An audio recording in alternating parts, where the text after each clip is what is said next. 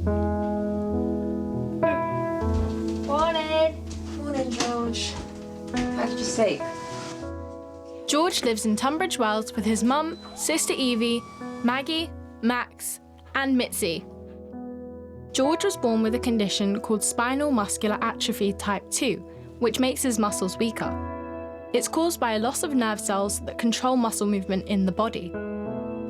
But this doesn't stop George getting the most he can out of life.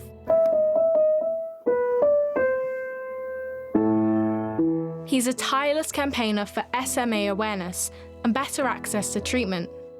I wanted to find out what life has been like for George growing up with a disability, and whether he feels that enough is being done to help support kids like him.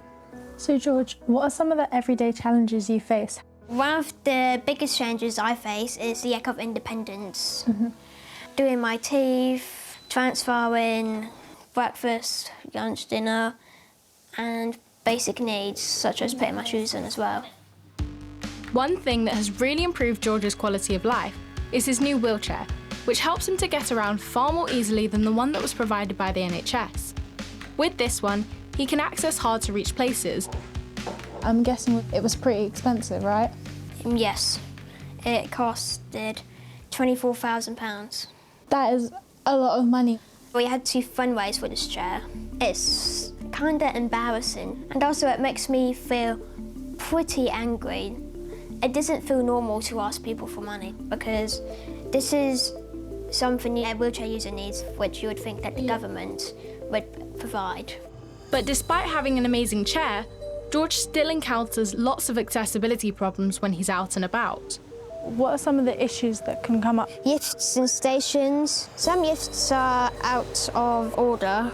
Stores with stairs. But one of the main issues are drop curbs. This is the only way to get into town, but there's no drop car fare, so I can't even go into town. Another issue that annoys George is a lack of accessible playgrounds where he lives. When you see other people on these swings, as I am disabled, then I am not allowed to join in. That makes me very angry and upset. One thing that can be changed, do you see that roundabout over there?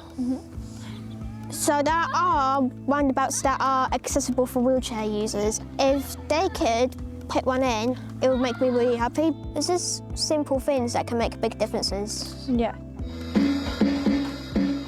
George doesn't let his disability define him, but more really needs to be done to make sure that all children can access public spaces and that there's proper funding for the right specialised equipment that people like George need.